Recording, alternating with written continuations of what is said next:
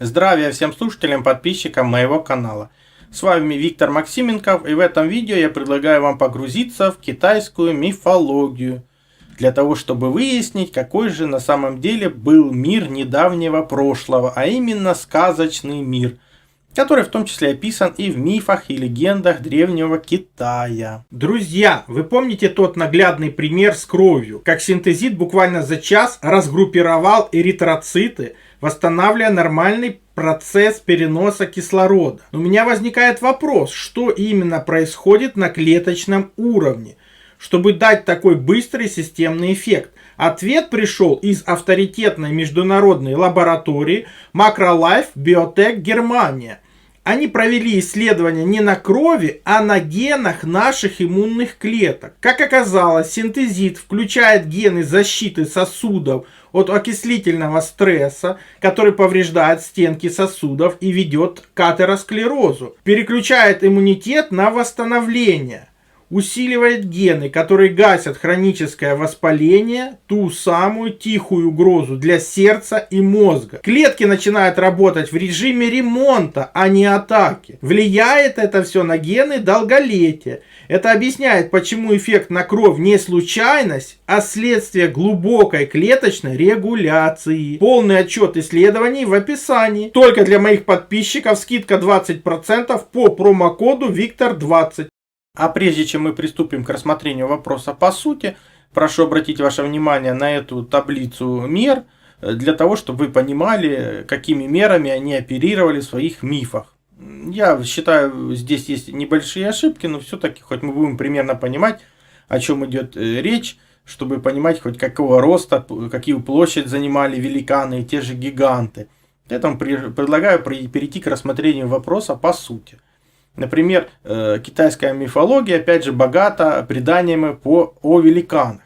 Так, по преданию, в Восточном море, недалеко от горы Больших речей, Даяньшань, где восходят Солнце и Луна, находится гора Долины Волн, Богушань. На горе расположена страна великанов. Обратите внимание, как говорится, согласуется это с Олимпом, греческим, которые жили боги. На вершине горы площадка, на которой собирались на совет великаны. Опять же, эти столовые горы, остатки гигантских деревьев. Это был храм великанов. Один из великанов любил сидеть на площадке на корточках, раскинув огромные длинные руки. Другой любил кататься в море на громадных волнах на маленькой лодочке, выдолбленной из ствола дерева. Но, наверное, она была куда больше, чем боевые корабли, в которых в древности сражались наши предки. Великаны пребывали в чреве матери 36 лет. У новорожденных младенцев волосы на голове были белыми. Они были могучими титанами с самого рождения. Потомки драконов, они могли летать на облаках, еще не умея ходить. В старых книгах есть много рассказов о великанах. В мифе о Нюйва, починившей небосвод, говорится о великанах страны Лунбо, которые поймали на крючок 6 голодных черепах, державших на головах горы. Эти великаны, вероятно, были прародителем всех великанов. Впоследствии небесный правитель рассердился на них и решил укоротить их. Но, согласно записям, он не смог это сделать, и они остались ростом в 30 джанов. 30 джанов это от 50 до 100 метров, между прочим. На минуточку. Великаны из восточной стороны Тяожэнь были вровень с ними. Надо еще упомянуть о Фан Фэйши, который казнил великий Юй на горе Гуйци. Одна кость его еле умещалась на колеснице. Он был небесным божеством и предком позднейших поколений великанов. Конфуций говорил, в период Юй, Ся, Шан, Фан, Ши называли Ван Янь, в период Джоу Джан Ди, а теперь называют просто великаном. Какого роста был Джан Ди? Предание говорит, что когда он ложился, занимал площадь 9 му. Потребовалась большая повозка, чтобы вести его отрубленную голову. И все-таки его брови свисали над передним брусом телеги. На небе тоже жил великан, охранявший вход в небесные покои. У него было 9 свирепых голов, и он мог выдергивать деревья, как травинки. В гневе он вырывал больше 1000 деревьев. В аду под землей был великан Тубо, охранявший вход в Юду, темную столицу. На голове у него были острые рога. Согнув громадное тело в 9 изгибов, он вытягивал руки, залитые кровью, и загонял в ад черные души. Судя по этим легендам, великаны были и в раю, то есть в небесах, и в подземном царстве, то есть в аду, и в мире людей. Но я уже делал видео высокоразвитые цивилизации Земли, где обращал ваше внимание, что на Земле существует как минимум 5 высокоразвитых цивилизаций. Одна это цивилизация Слави прямо над нами в небесах, наших богов и предков, отсюда мы славяне. Другая цивилизация подводная, третья как раз подземная, пекельная. Ну и четвертая как раз райская цивилизация, цивилизация Прави. Отсюда мы православные. Ну, переходите по ссылкам в описании, знакомьтесь. Ну, если есть великаны-гиганты, то должны быть их и антиподы, как бы карлики. Так оно и есть. Вот рассказ про этих карликов. Они, как и мы, носили одежду и шапки и жили в пещерах. Карлики были очень сообразительными и изобретательными в разные хитроумные вещи. По преданию, они преподнесли императору Яо несколько стрел Мую, изготовленных ими самими, что говорит об их мастерстве. Возделывая поля, карлики очень боялись, что их схватят свирепые белые журавли. Но, к счастью, люди из соседней стороны Дацинь, здоровенные детины 10 джанов ростов, ну, джан, между прочим, это от 1,80 м где-то до 3 метров, вот они пишут. То есть это примерно 10 джанов, то есть 18 или 30 метров. Ну, смотря как искажать это, как бы, размерность. Ну, чтобы вы понимали. Но, к счастью, вот эти люди помогали карликам разгонять журавлей. И карлики могли продолжать трудиться. В книге «Горе морей» содержатся сведения о карликах. Их, вероятно, можно отождествить с карликами, помянутыми выше. О карликах Джуньцзэнь в этой книге имеется любопытный рассказ. По преданию, на Серебряной горе Иншань росло дерево женщины. Как только небо начинало светлеть, на ветвях дерева появлялись маленькие голые дети. После восхода солнца эти дети спускались на землю, начинали бегать и резвиться. После того, как солнце заходило за гору, дети скрывались под землей и больше не появлялись. А в следующий день на ветвях дерева рождались новые дети. Там также рассказывается о стране Дашиван у Западного моря. На прибрежных скалах в этой стране росли деревья с зелеными ветвями и красными листьями. На таком дереве рождались много маленьких детей ростом 6-7 вершков. Они висели, приросшие к веткам, вниз головой наподобие луковицы. Увидев людей, они начинали смеяться и болтать руками и ногами. Стоило их только снять с дерева, как они сразу же умирали. Вероятно, эти карлики питались грибом чонджи, который приносил людям долгую жизнь и отдалял старость.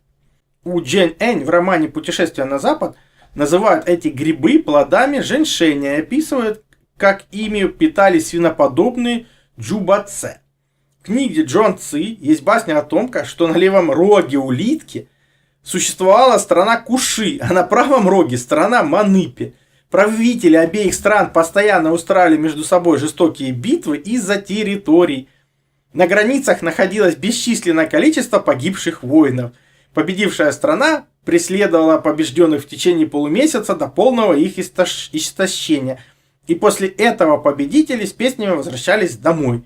Карлики, о которых мы говорили выше, по сравнению с карликами из Джон Ци, кажутся просто гигантами. Вот вам какое количество разнообразных форм жизни существовало согласно мифам и легендам. То есть на каждом уровне свои какие-то живые существа. Ну, про людей, которые растут из деревьев, говорится, пускай небольшого роста, вы скажете, ну, это мифы, сказки, легенды. Да, ну, вот вам иллюстрация из недавнего прошлого, где действительно это описывается, показывается. Но существуют подобные растения и в нашем мире. Это растение называется нариладха. Растет в Гималаях, Индии, Шри-Ланке и Таиланде. Цветет один раз в 20 лет. Цветы напоминают женские тела. Может, как раз в легендах идет рассказ про вот это вот растение. Все может быть. Все ссылки на использованные материалы в описании под видео. Перейдите, познакомьтесь. Ну, рассказы о великанах и карликах всегда проникнуты идеей долголетия. По преданию, на западе за морем находилась страна лебедей. Рост мужчин и женщин в этой стране не превышал 7 вершков. Они были очень вежливыми, завидят человека и отвешивают низкий поклон. Жили они до 300 лет. Люди там ходили со скоростью ветра и за день могли пройти 1000 ли. Карлики очень боялись морских лебедей, так как лебеди проглатывали их живьем, и они продолжали жить в животах лебедей. Лебеди, проглотившие карликов, жили 300 лет и могли за день пролететь 1000 ли. Ну, то есть очень много. В мифах срок жизни в 300 лет считается небольшим. Великаны страны Лунбо, о которых говорилось выше, жили по 18 тысяч лет.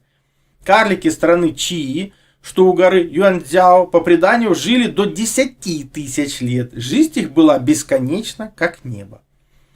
Во многих необычных странах за морями жили люди, обладающие бессмертием или долголетием.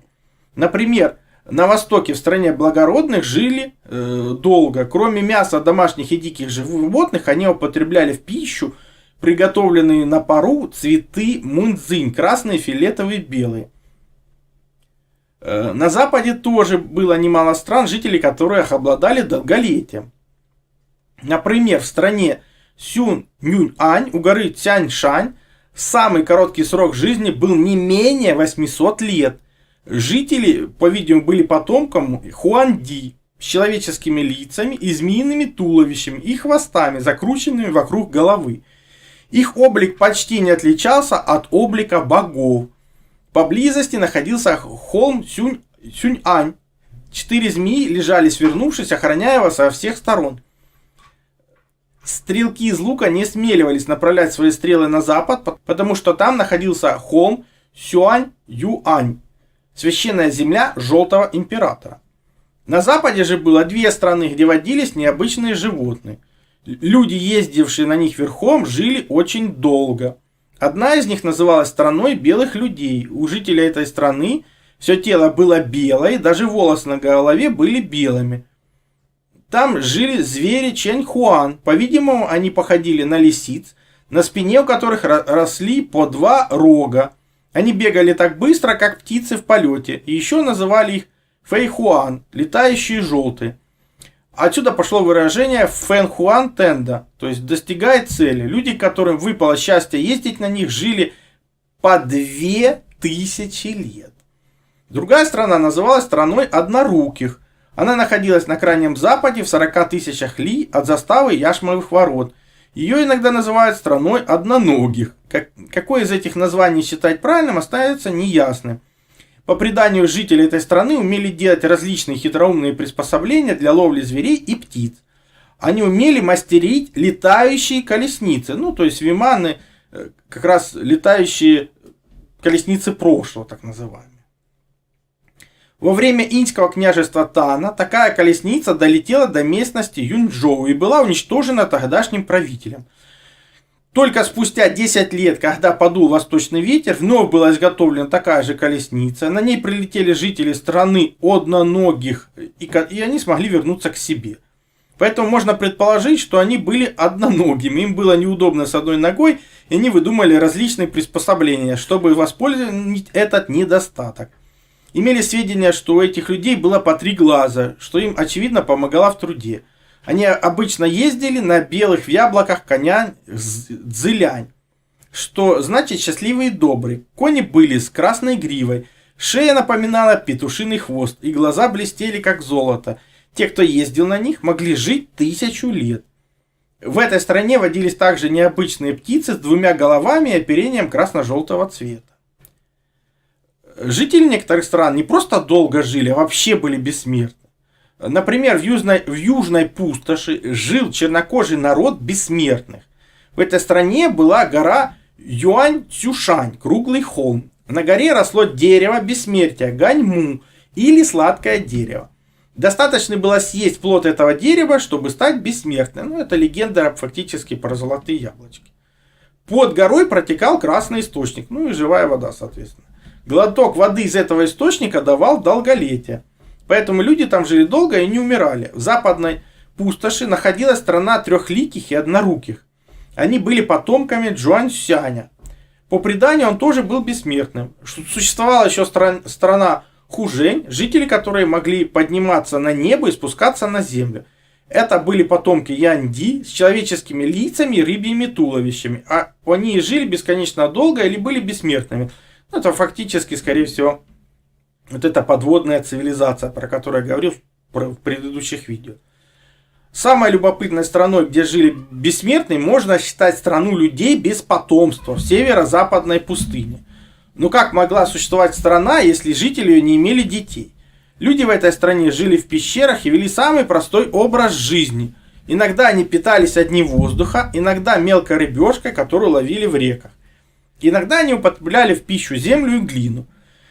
Они не делились на мужчин и женщин, после смерти их зарывали в землю, но сердце у них не переставало биться. Через 120 лет они оживали и выходили наружу. За жизнь у них следовала смерть, за смертью жизнь, а сама смерть была долгим сном. Поэтому они были бессмертными, их страна процветала, хотя потомства у них не было. Вы скажете, ну зачем нам эти истории про долголетие, ведь это полностью выдумки. Ну не совсем так. Вот вам история из нашего мира, история Сейсенагон, которая начала стремительно молодеть после 75 лет. То есть японка, 75 лет, обратилась к врачу из-за боли в зубах. Через некоторое время после наступления 75-летия пожилая женщина начала замечать странные изменения в своем внешности. Из волос исчезла седина и появилась боль в зубах. Она решила обратиться к медикам, которые были удивлены тем, что под вставной челюстью Сенагон начали формироваться зубы, как у детей. То есть слева, когда ей было 75, а справа, когда ей уже стало 77. То есть почему она так молодеет, женщина просто не понимала. Время спустя японка так помолодела, что у нее уже не узнавали ни друзья, ни близкие родственники. А после она и вовсе развелась со своим мужем и вышла замуж за более молодого мужчину. Через 2 года СМИ Японии объявили, что у пары родился ребенок. И это у той женщины, которой на тот момент было 77 лет. Ну, посмотрите на ее фотографию справа. На самом деле, никто больше 40 ей уже не давал на тот момент. Ученые долго искали причину и нашли ген, который, уничтожая старые клетки, возрождает новые. Поэтому, когда я создавал многие видео про бессмертие, я как бы не шутил, а действительно напоминал, что подобные технологии существовали в прошлом, ну и в нашем мире их достаточно разумности, чтобы возродить. И помните, повторение мать учения, но информация с первого раза не усваивается, посмотрите видео столько раз, сколько вам нужно. Если подобная тематика вам интересна, напишите об этом в комментариях, и мы продолжим рассматривать подобную информацию. Все ссылки на использованные материалы будут под видео, я еще добавлю то, что нужно, если будут дополнительные ссылочки. Также переходите на мой сайт, ссылка есть в первом закрепленном комментарии под каждым видео. Там размещены мои статьи, в том числе и запрещенные на других платформах. Плюс там же существует и магазин. Магазин существует для тех, кто хочет и может поддержать мою деятельность, для того, чтобы я ее и продолжал. Я же смогу вам содействовать в том, чтобы вы узнали свое предназначение по дате рождения, либо освоили силу живой воды, проводили измерения, которые помогут понимать, что вы едите, что пьете. Плюс получили лучшие натуральные витамины, именно Иван-чай. Плюс, опять же, сила живой воды – это водород и озон. Именно эти 2 структуры воды помогают нам сохранить здоровье и вылечиться от любых болезней, потому что они универсальны, подходят как одному человеку, так и всем членам семьи. И один раз купленные не требуют других расходников. Плюс, например, детектор электромагнитного излучения. Мы все живем в городах, а там огромное количество электромагнитных полей, и имея эти простые измерительные приборы, вы сможете не попадать под их влияние, а значит будете меньше болеть и дольше просто проживете без лекарств.